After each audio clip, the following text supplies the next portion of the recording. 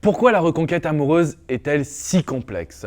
Je me suis toujours posé cette question de me demander, mais comment on pouvait faire pour récupérer son ex et comment vous pouviez faire pour adapter les techniques à votre situation personnelle.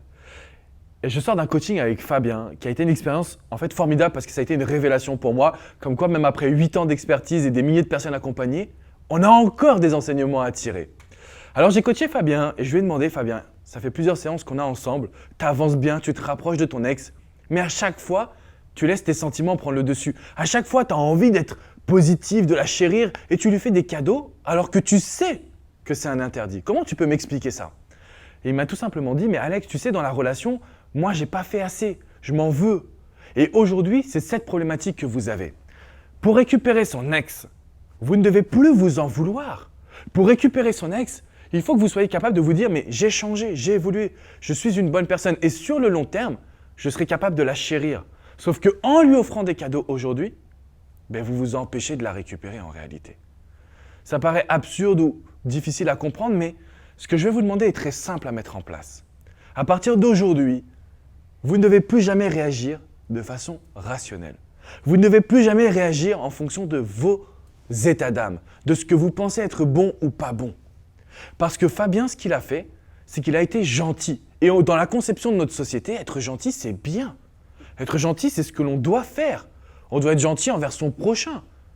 Mais dans la reconquête sentimentale, parfois, être gentil, c'est se tirer une balle dans le pied. Parce que cette gentillesse, c'est l'étouffement chez l'autre. Mettez-vous à la place de votre ex. Vous avez tendance à lui dire que vous l'aimez. Vous avez tendance à lui faire des cadeaux. Vous avez tendance à lui dire, tu sais, on va pouvoir se battre ensemble, j'ai des solutions, j'ai compris. Mais plus vous allez lui dire ça, plus vous allez lui envoyer une masse d'informations, plus vous allez l'étouffer, et plus votre ex aura envie de prendre du recul.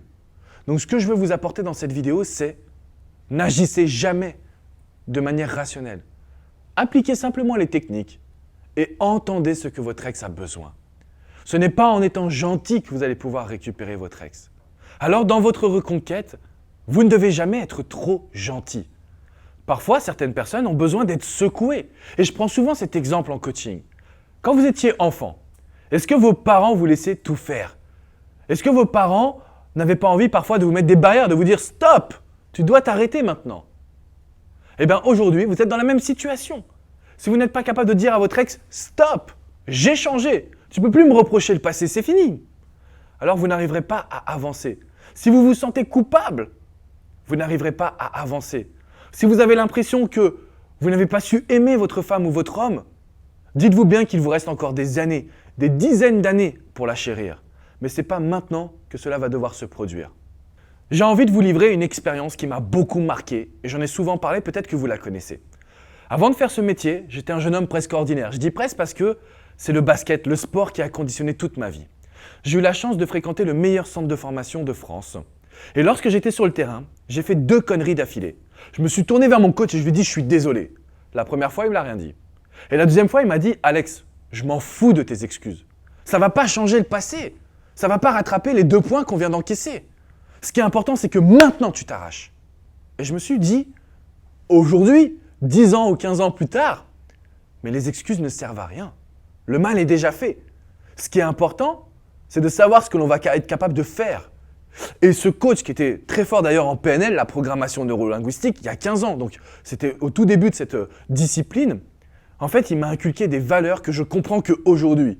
Mais cette valeur qu'il m'a inculquée, elle est extrêmement importante. C'est de vous dire que plus vous allez vous excuser, plus vous allez essayer de vous rattraper, et moins vous allez réussir à donner à l'autre ce qu'il ou elle veut.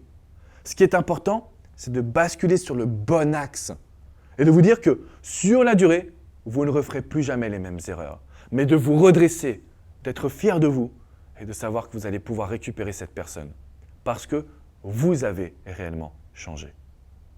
Alors si vous voulez plus de conseils, c'est très simple. Je vous invite à commenter cette vidéo. Je suis fier aujourd'hui de pouvoir être votre coach, de pouvoir vous accompagner et vous livrer toute mon expertise de terrain.